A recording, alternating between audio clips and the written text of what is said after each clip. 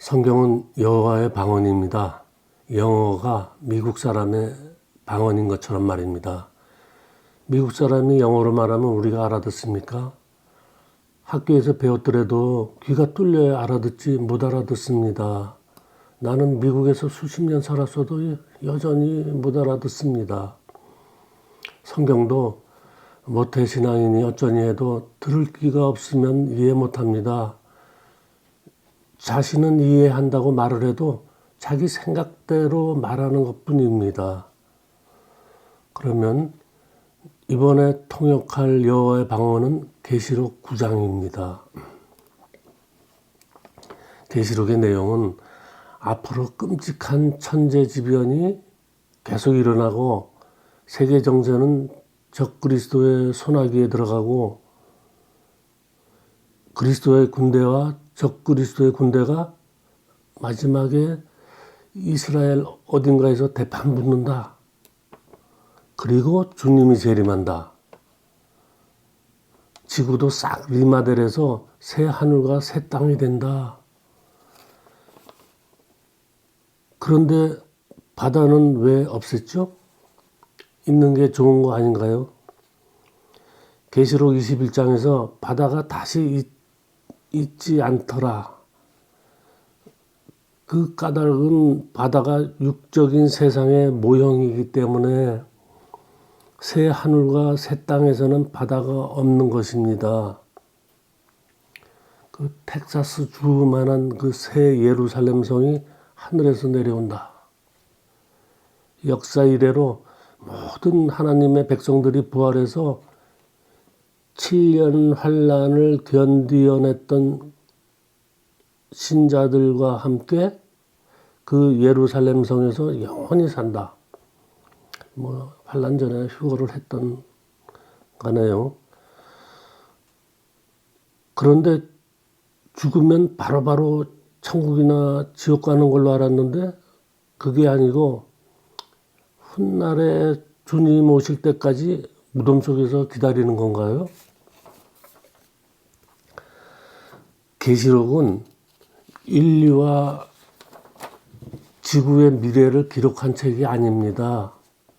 내 몸 밖의 세상 얘기가 아닙니다. 나를 새 피조물로 만드는 얘기입니다. 새 하늘과 새 땅은 새 지구 환경을 말하는 것이 아니라 내 마음이 거듭나는 것을 말합니다. 적그리스도는 기독교인들을 박해하는 정치 세력의 권력자가 아니고 그리스도의 말씀을 이해 못하는 정신 상태를 가진 종교인들을 말합니다. 요한일서를 꼼꼼히 읽어보시길 바랍니다. 어려운 개념이 아닙니다. 내가 말씀들을 육신의 생각으로 보고 편리한 대로 쓰면 내가 적그리스도입니다. 계시록 9장 데우스의 방언을 들여다보겠습니다. 이 말씀들은 보통 교회나 성당 다니거나 기독교인이라고 자처하는 사람들 보라고 기록한 것이 아닙니다. 오직 데우스로부터 난 자, 데우스의 영이 있는 자인 우리들, 각각의 영을 일깨우기 위해서 쓰여진 것입니다.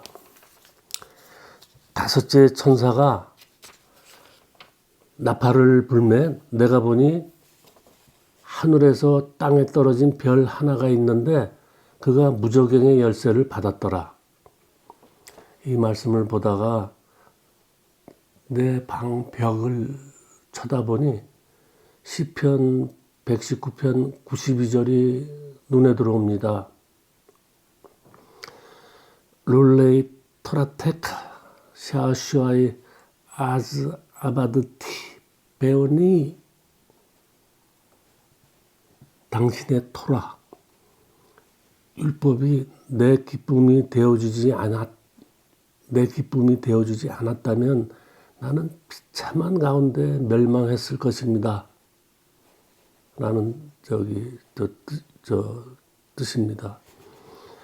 여호와의 율법에서 여호와의 진심을 읽어내지 못한다면 내 인생은 비참하게 끝날 것이다. 라는 것입니다. 내가 데오스의 말씀들을 깨닫지 못했다면 종교에 빠져 말년을 지금이 말년이죠. 말년을 비참하게 보낼 것이다 라는 게 되겠죠. 내 경우에는 정말 그 종교에 몰빵했을 뻔했습니다. 그러나 우리는 창세전에 이미 정해져 있습니다. 무엇을요? 데오스와 합쳐지기로 말입니다. 어떻게 아냐고요? 말씀이 귀에 들리기 시작하면 데오스의 진심을 알 수 있습니다. 다섯째 천사가 나팔을 불매 내가 보니 하늘에서 땅에 떨어진 별 하나가 있는데 그가 무저갱의 열쇠를 받았더라. 그가 무저갱을 여니 이까지 내가 보니 하늘에서 땅에 떨어진 별 하나라고 했는데 별 하나가 아니고 별을 보았다. 단수 별을 보았다지 하늘의 많은 별들 중에 있는 하나를 보았다가 아닙니다. 하나란 단어가 없습니다. 단수 그 별은 누구입니까? 예수 그리스도입니다. 별을 보았다와 별 하나를 보았다는 의미가 완전히 다른 겁니다. 에이돈, 아스테라, 에크투, 우라누, 펩토코타. 에이돈, 내가 보았다. 아스테라, 별을. 에크투, 우라누, 하늘로부터. 펩토코타, 떨어진. 여기 별, 그 아스테라, 그 문법을 보면은 명사, 목적격, 남성, 단수입니다.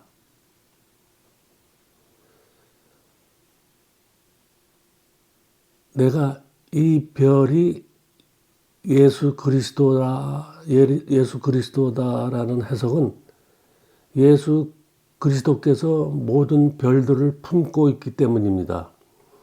우리 각각이 별입니다. 하나님의 아들들입니다. 무저갱의 열쇠를 받았더라. 그가 무저갱을 여니 무저갱을 열 수 있는 권세를 받았다인데 무저갱은 무엇일까요? 무저갱, 바닥이 없는 갱, 유대이즘을 비유합니다. 오직 예수 그리스도만이 이 유대교의 정체를 드러나게 합니다. 그 빌라델비아 교회 내에서 그 유대주의로 똘똘 뭉친 그 자칭 유대인들을 사탄의 회당이라고 하는데 그들의 종교심을 영적으로 무저갱이라고 하는 것입니다. 나팔 심판과 대접 심판은 병행합니다. 나팔은 심판을 계시하는 것이고 대접은 그 심판을 끝내는 것입니다. 7째 나팔 안에 대접 심판이 다 들어 있습니다. 나팔 심판에서 인류의 3분의 1을 죽이고 대접 심판에서 마저 다 죽이고 이런 게 아닙니다. 그러므로 5째 나팔은 5째 대접과 영적 의미가 같은 것입니다. 대접 재앙에서 5째 천사가 대접을 짐승의 왕자에 쏟습니다. 그러니까 무저갱이랑 짐승의 왕자가 이미지가 같은 것입니다. 짐승의 왕자가 무엇을 가리키는 거겠습니까? 유대교의 정치 세력, 그리고 로마 제국 역사가 일부 겹치긴 하지만 여기까지만 말하고 그때는 종교와 정치가 같습니다.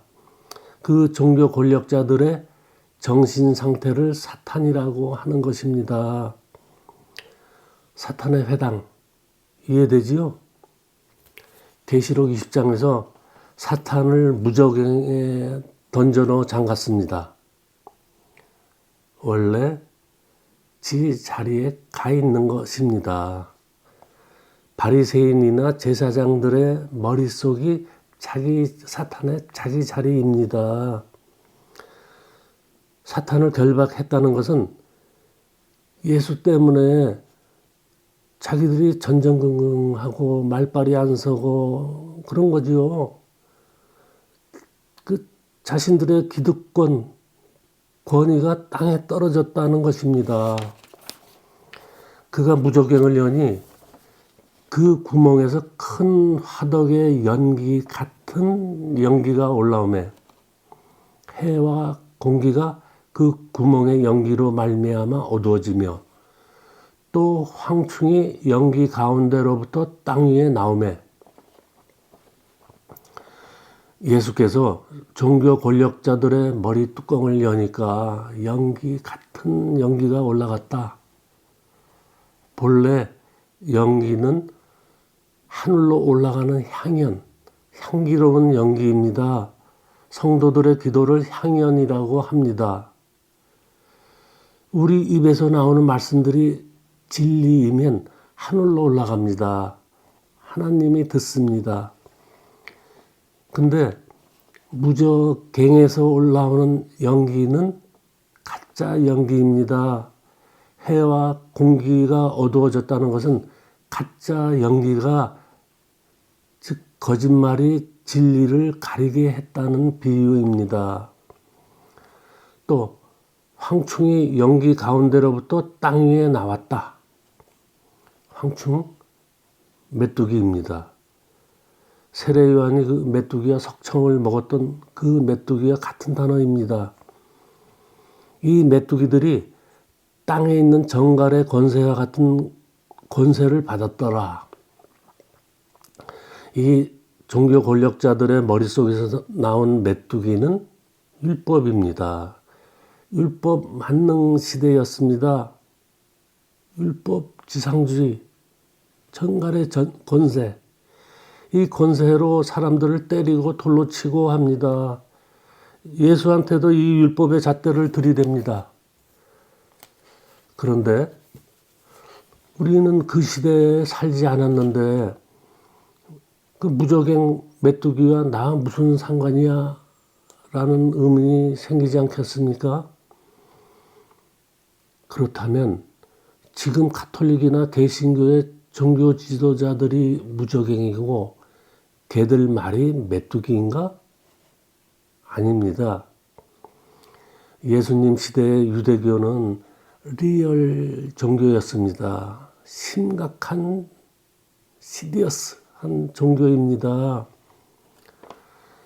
그 마카비 시대에 그 적군이 안식일 날 공격하니까 말씀대로 아무 저항도 안 하고 안식일 날 아무 일도 하지 말라니까 그 자리에서 1000여 명이 죽임을 당했다 합니다. 그래서 후에 이제 유도리가 생겨서 안식일이라도 한 2마일 정도는 도망갈 수 있다. 움직일 수 있다. 그 거리가 예루살렘에서 감람산까지 거리랍니다. 예수께서 아침에 성전에서 가르치고 오후에는 감람산으로 가시고 이것도 의미가 있는 거겠죠. 지금 우리나라의 기독교는 그 유대교와 잽이 안 됩니다. 그냥 유사 종교입니다. 지들끼리는 서로 유사 종교다, 이단이다라고 하는데 전체가 다 유사 종교입니다. 종교 비즈니스 단체, 도둑놈들의 소굴입니다. 지금 나에게 무저갱이란 내 육신의 마음입니다. 바닥이 없는 우물 같은 상태. 거기서 나오는 황충은 내 육신의 생각들입니다. 무저갱, 그 갱이 프레알, 운물입니다. 그 단어가 같습니다. 예수께서 우물가에 사마리아 여인에게 찾아옵니다. 그 단어 같습니다. 내 마음이 바닥이 없는 우물 같을 때 예수께서 찾아옵니다. 그때는 예수께서 발로 직접 찾아다녔지만 지금은 예수의 영이 시공간에 상관없이 우리 각자의 마음속으로 들어옵니다. 그래서 잠자는 내 영을 깨웁니다. 4절 그들에게 이르시되 땅에 풀이나 푸른 것이나 각종 수목은 해하지 말고 그리스도 예수께서 메뚜기들에게 이르시되 그러니까 율법에게 이르시되 땅의 풀이나 모든 푸른 것, 모든 나무는 진리를 비유합니다. 풀, 모든 푸른 것, 나무 다 단수입니다. 그 모든이란 형용사가 단수입니다. 진리는 단수이고 말 많은 비진리는 복수입니다. 율법들은 진리를 해하지 말고 율법주의에 빠진 자들만 해하라. 율법의 기능은 서로 고발하고 정죄하는 것이고 사랑은 잘못을 들추지 않고 감싸는 것입니다. 하나님은 사랑이시다. 하나님의 법은 사랑이다. 이 말씀을 건드리면 또 한참 가야 하니까 여기서 그만하고 오직 이마에 하나님의 인침을 받지 아니한 사람은 하나님의 법은 모르고 그저 짐승의 법만 휘두르는 사람입니다. 율법. 그 노모스는 짐승에게 할당된 목이란 어원에서 나왔습니다. 그러니까 율법은 짐승들에게 먹으라고 준 것입니다. 내가 종교에 처음 입문했을 때 그 조그마한 교리 가지고 막 설쳐대던 그 시절입니다. 하지만 시간이 지나면서 그 거짓된 내 모습이 눈에 들어옵니다. 내가 생쇼를 하고 있구나를 느낍니다. 그동안 종파리에게 종로로 탄 나를 내가 미워합니다. 5절 그러나 그들을 죽이지는 못하게 하시고 5달 동안 괴롭게만 하시는데 그 괴롭게 함은 정갈이 사람을 쏠 때에 괴롭게 함과 같더라. 진리를 모르니 그 율법의 말씀들이 나를 고문한다는 것입니다. 예수님의 말씀을 문자대로 받으면 그 모세의 율법에다 더 힘든 종교 생활을 해야 합니다. 유대교 플러스 알파가 됩니다. 5달은 우리 각 사람마다 현재 진행 중입니다. 죽을 때까지 갑니다. 내 육신의 생각들이 나를 괴롭게 합니다. 유대지방,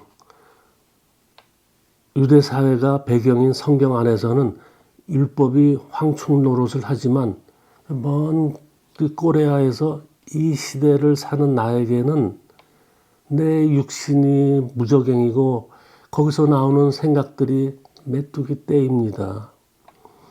이 메뚜기들이 설쳐되는 기간을 5달이라고 합니다. 형제마다 그 형편은 다르겠지만 저 같은 경우는 이 5달이 실제로 죽어야 끝내려나 합니다. 다음 유튜브에서 이어서 9장의 방언들을 통역하겠습니다.